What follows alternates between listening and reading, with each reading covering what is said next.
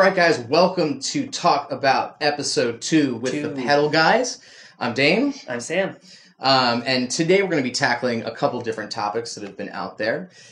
First, because it's kind of the theme this week. The theme for this week is Meris. We love Meris. You'll see we have a in-depth Meris video later this week that we're going to release. Definitely. A little bit of a playthrough, a couple of and we'll talk about the company. We'll talk about what they do, what they're all about. But for this segment, we want to talk about our artists we like who use Meris. Definitely. So if you're familiar with the Pedals and Effects channel, Nick Reinhardt of Terra Melos, who is like one of my all-time favorite guitarists, huge influence on me. Terra Melos was like defining band for me. And so Nick's always gone after pretty wacky sounds. Yes, bizarre sounds. He loves cartoon sounds, like just bizarro sounds. Yeah. And he's been using the Enzo. Loves it. Since it came out, and I believe they sent it to them to like check it when it originally came out. They were like, "How does it sound?" So they were pretty tight for sure. So yeah, an amazing artist. And he's able to find some seriously wild sounds. Yeah. Most notably, and one of the reasons why I really wanted the Enzo is that he has the Digitech space station. Yes. That he gets some really weird, crazy pitch, broken synth sounds with. And nothing else could really come close to it until he got the Enzo. Yes.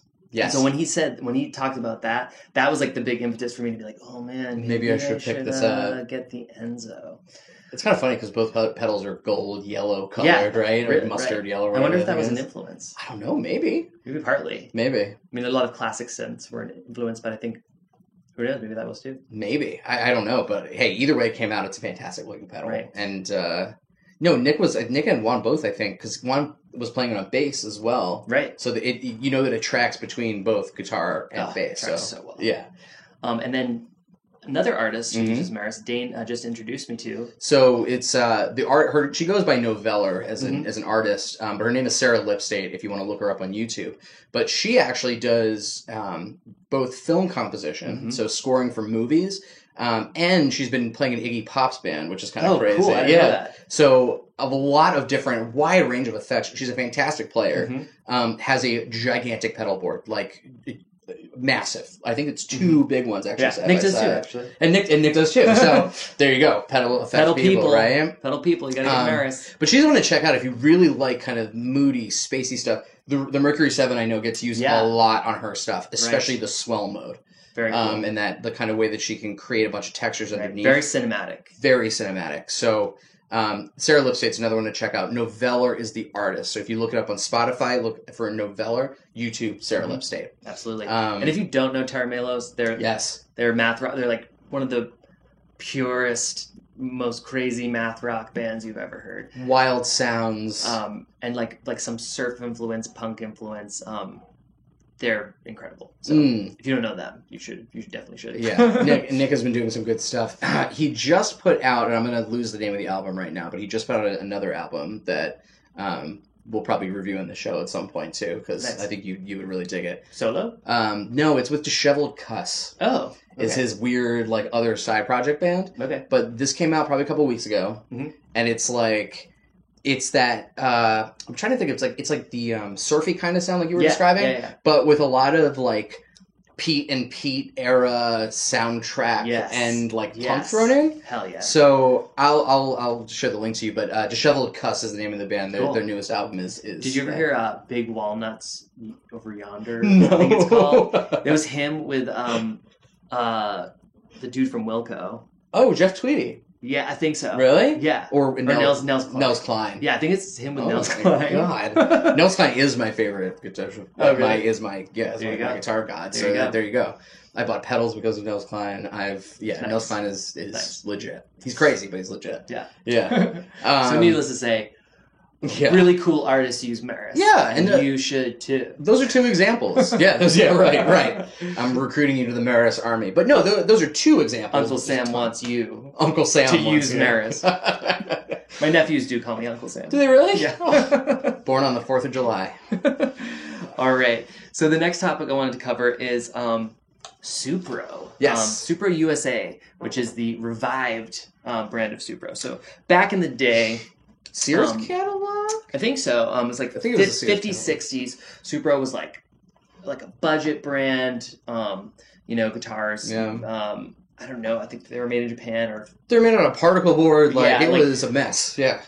Playability-wise, they're kind of a mess, but they had this really distinctive, unique sound that artists like Link Wray famously use, like on Rumble. Yes. That's a Supro. Yeah.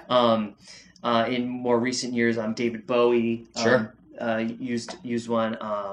The Black Keys. Baron Arbach loved some Supros. White Stripes.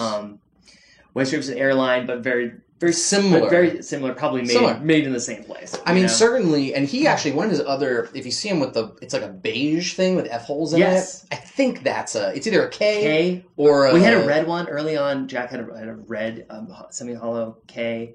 Then he had the brown one. It was like that muted color. Yeah, I thought that might have been Supro. It might be.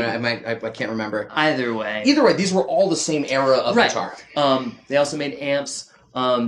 And the brand kind of was defunct for a long time. Yeah. And actually, the brand was acquired by Apsara Audio, who you might know their other brand, Pigtronics. And they acquired the brand. And they started making the amps. And the amps have become very popular.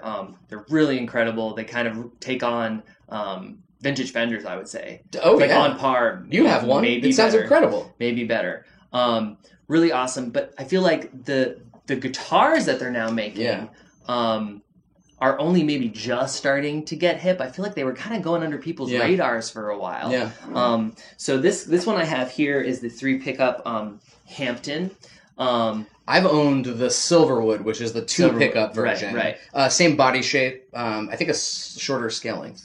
Yeah, the Silverwood is a newer one. This was from the original run when they first started doing the guitars. The Silverwood, I think, was from last year. Yeah, it's newer. Slightly different, but great guitar as well. I absolutely love these guitars. Obviously, it has the vintage, really vibey aesthetics, but with modern playability. Definitely. Play really well. I love the shape of the neck. I love the finish. They actually, if you flip the guitar around. Yes, it's they sand down the back of the neck, which I actually on every guitar that has finish on the neck, I sand them down. Yeah, you have to, because otherwise your hand starts to stick to it or something. So they already have that for you. It's built in, and it has a volute at the top, which is an interesting way to reinforce the neck joint. So that's this little guy right here. Right. So oftentimes in Les Pauls, the headstock is such an angle that it falls off, the headstock just snaps off. This is gonna strengthen that. So actually, all of their guitars have that volute, which is that little bump right there. And the pickups, they're proprietary pickups that sound amazing. They're single coils. It depends on the guitar. So this one, these are they're single coils. They are a mini humbucker size. And I actually did change out the bridge for a... What is it? What is that? It's a Lawler. Oh, well.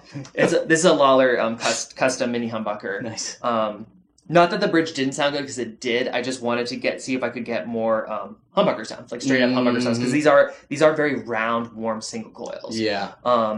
And you can get... It has a 5-way switch. You can get those in-between tones. Really nice. So this guitar... The time that I got an insane deal. I don't want to tell you how cheap I got this for. You wouldn't believe it. Yeah, I don't want to tell you how cheap I got this for. I don't know, like, I just feel like they've kind of gone under people's radar. And these are on Reverb for, like, way under their value. Absolutely. So... Well, the thing do is... a little shopping around. They look cool, too. I mean, look at the headstock, too. Look at the little... the Supro brand plate. Oh, yeah, it's the brand name is it's a little like bolted on metal engraved plate, which I think is super cool. Gumby headstock, Yeah. And this is a 25.5-inch scale length.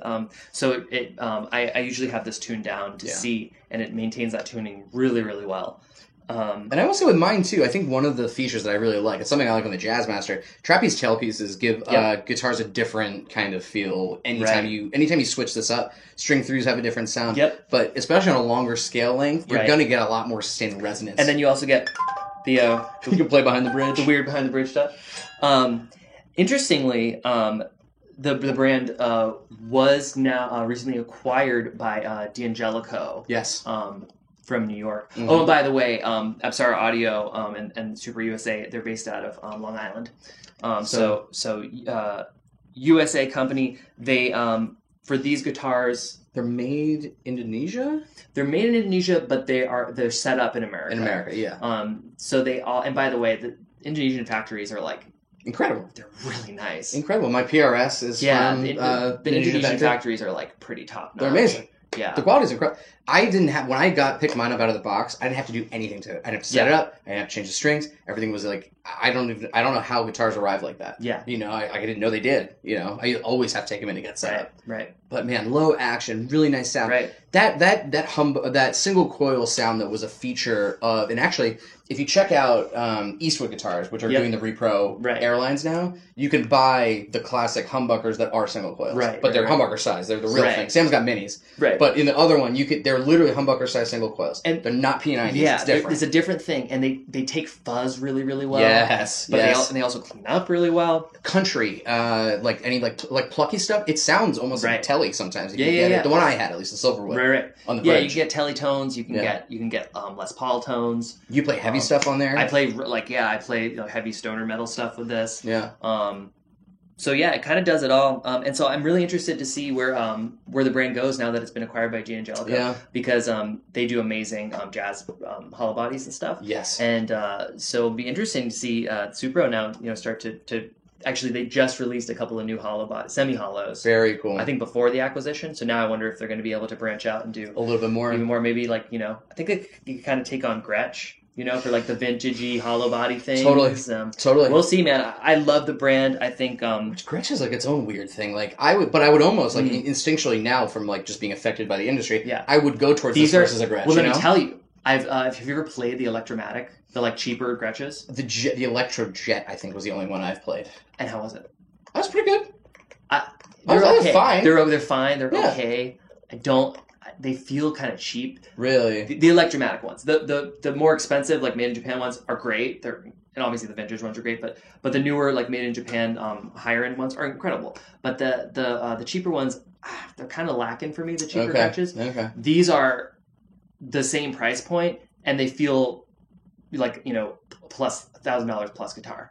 You get a lot. Look at the tuners. Yeah, they're like vintage, closed back tuners. They just really feel, play, and sound top notch. Super. All right. For our last piece of news, yes, R.I.P. Peter Green. Peter Green, famously the guitar player with John Mayall and the Blues Breakers, but mostly with Fleetwood Mac. Pretty famous for his tone kind of setup. Right, he would flip over his bridge pickup. Or is it neck pickup? I think it's the neck pickup. His neck pickup he had upside down so that when he would use his in-between tone, it would be out of phase, which would give it this really nasal, vocal-like mid-range quality. So a lot of what you heard from like the Blues Breakers sound is kind of that Peter Green tone. Now he's only with Fleetwood Mac for about 3 years when they started. The story goes he took a bunch of LSD and quit the band to pursue something else in life, but very influential kind of roots English bluesman. Absolutely. So rest in peace, Peter Green. Rest in peace. Another guitar player gone, but that's it, man. That's life. All right, so that's it for today. That's it. Be sure to check out our Maris video later this week. Absolutely. We're going to cook up some really cool tones for you. Subscribe, give us a like, and tell your friends. And we'll talk to you guys next time. Talk to you soon. Take care.